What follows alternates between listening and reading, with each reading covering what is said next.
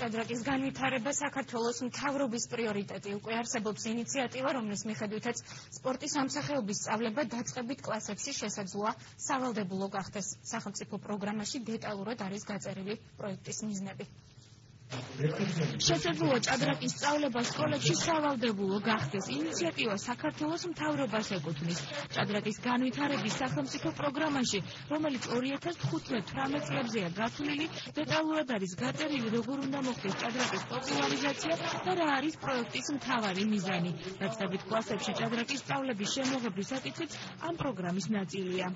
ეს არ არის ორიენტირებული მაღალი მიღწევების სპორტზე, აქ ჩვენ საუბარი გვაქვს მომავალ თაობაზე, რომელმაც ჭადრაკის მეშვეობით უნდა შეიძინოს განსაკუთრებული თვისებები, მთავრობამ გამოსცა დადგენილება, რომელშიც ნახსენებია ჭადრაკის სკოლაში განერგვასთან შედარებით ხელშეწყობასთან. ეს არის პრაქტიკულად ის მესეჯი, რომლითაც საქართველოს ჭადრაკის ფედერაცია ამ შემთხვევაში სპორტისა და ახალგაზრდობის სამინისტროსთან და განათლების სამინისტროსთან ერთად იხელმძღვანელებს რა ფორმით როგორ უნდა დაინერგოს ჭადრაკი.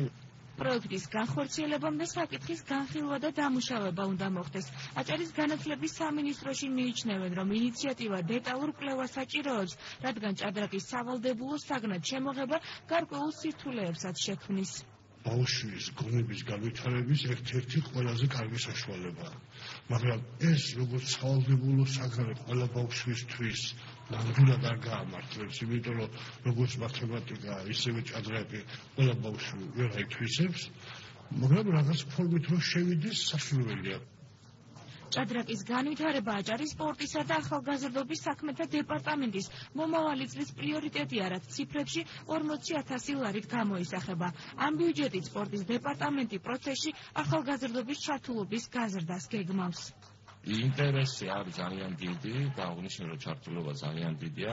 თითქმის ყველა სკოლაში ახლა უკვე მიმდინარეობს ადამიანისთვის, რომ ყველა სკოლიდან იყოს ბავშვები ჩართული, 40,000 ლარის დაფინანსებით ყველა ფედერაცია ვერ საგრებობს სამწუხაროდ. ჭადრაკზე ჩვენ გვაქვს პრიორიტეტი აღებული, რომ განვითარდეს. თუნდაც იმიტომ, რომ 2018-ში ვატარებ ძალიან დიდ ღონისძიებას ბათუმში.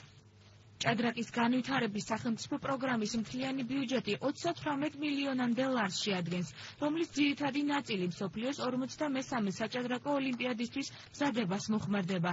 ოლიმპიადას 2018 წელს ბათუმი უმასპინძლებს.